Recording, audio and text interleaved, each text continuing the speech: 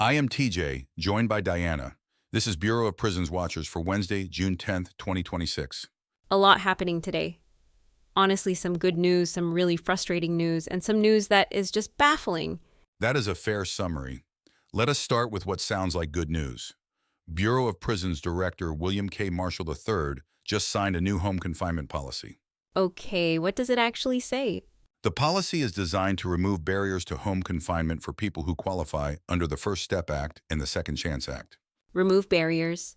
What does that mean in plain language? It means the Bureau of Prisons has been putting up roadblocks, denying or delaying home confinement placements for people who legally qualify. Which families already knew. They have been living that reality for years. Exactly. Marshall is saying in a statement published on BOP.gov, that the goal is to maximize the availability of home confinement for those who qualify for community release.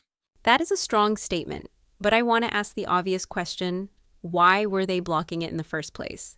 That is the question nobody in the Bureau of Prisons wants to answer directly. The short answer is institutional inertia and risk aversion. In other words, it was easier to say no than to process the paperwork and take any political heat.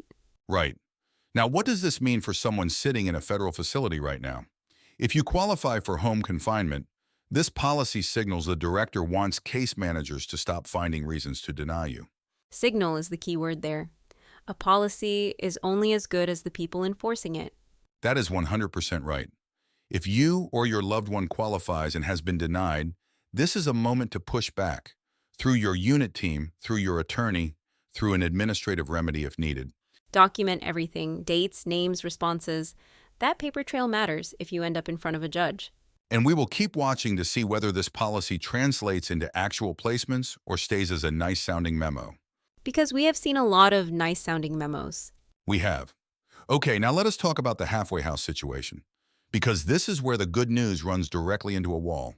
Oh, this one made me so angry when I read it. Effective April 21st, 2025, the Bureau of Prisons capped pre-release community placement, that is halfway house time, at 60 days for most people. 60 days.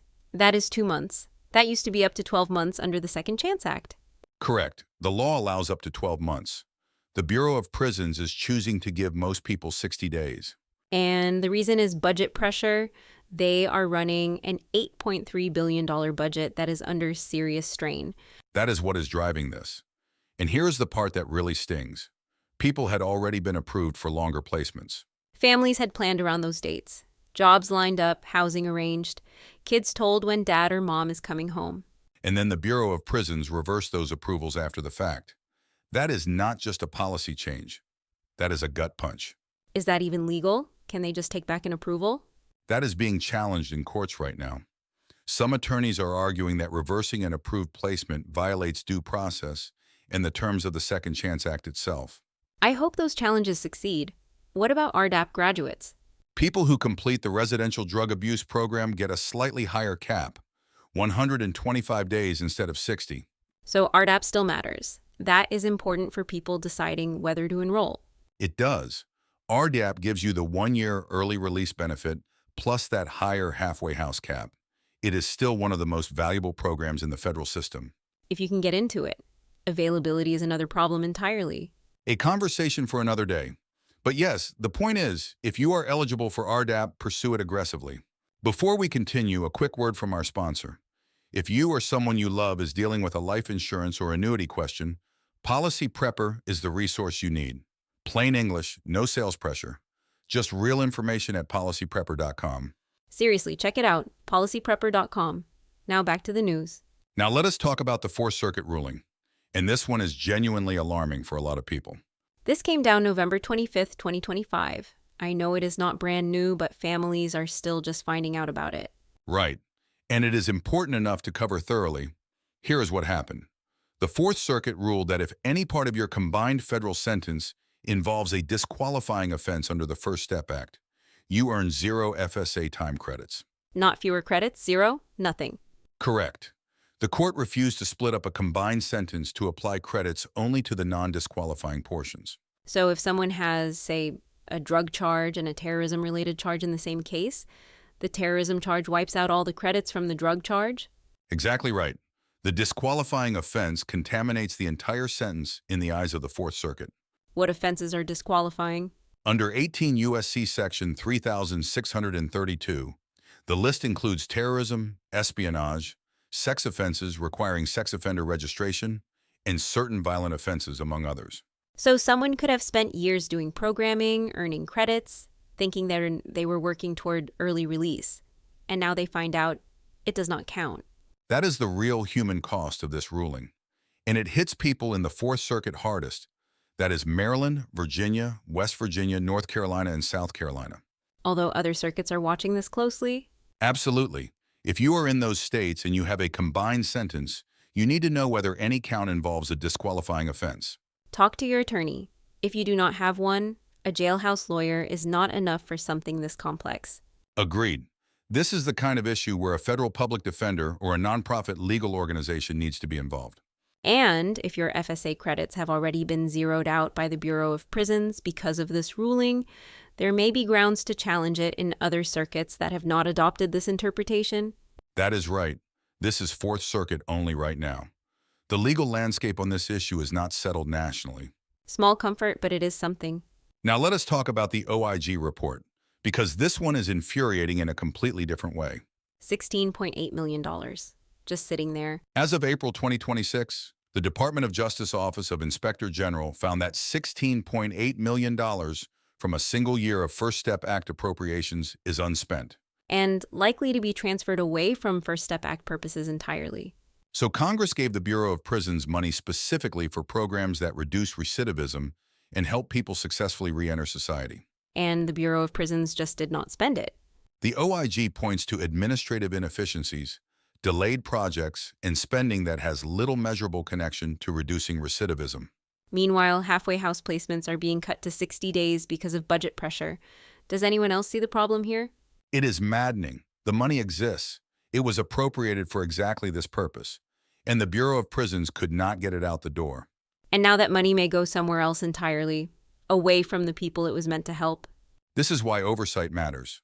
The OIG is doing its job here. The question is whether Congress and the Bureau of Prisons leadership act on it. Director Marshall just signed a home confinement expansion policy.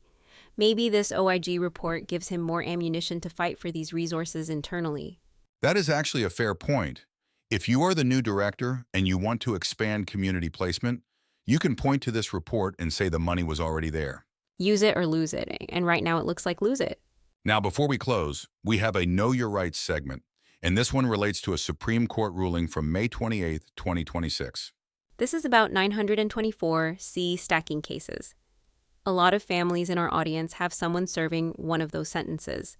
Right. 924C is the federal law that adds mandatory minimum prison time for using a gun during a crime. Before the First Step Act, sentences stacked brutally. We are talking about people who got 55 years, 75 years. Sentences that no longer reflect current law. The Supreme Court ruled on May 28, 2026, that the fact Congress later shortened those sentences, by itself or even combined with other factors, cannot get someone compassionate release. So a sentencing change alone is not enough. That is correct. If you or your loved one is pursuing compassionate release based on the 924C change, you need additional extraordinary and compelling reasons. Medical conditions, age, family circumstances, those factors still matter. You just cannot lead with the sentencing change alone. Talk to an attorney before filing anything. A poorly filed motion can hurt future attempts. Get it right the first time. And document the full picture, health, family, community support. All of it helps build the strongest possible case. All right, let us bring it home. Today we covered Director Marshall signing a new home confinement expansion policy. Real change is possible, but watch to see if it is enforced. Halfway house time cut to 60 days for most people. RDAP graduates get 125. If you had a longer approval reversed, talk to an attorney now. The Fourth Circuit ruling that one disqualifying offense wipes out all FSA credits for a combined sentence. Know your case and know your circuit. And $16.8 million in First Step Act money sitting unspent, while the Bureau of Prisons cuts programs due to budget pressure. Someone has to answer for that.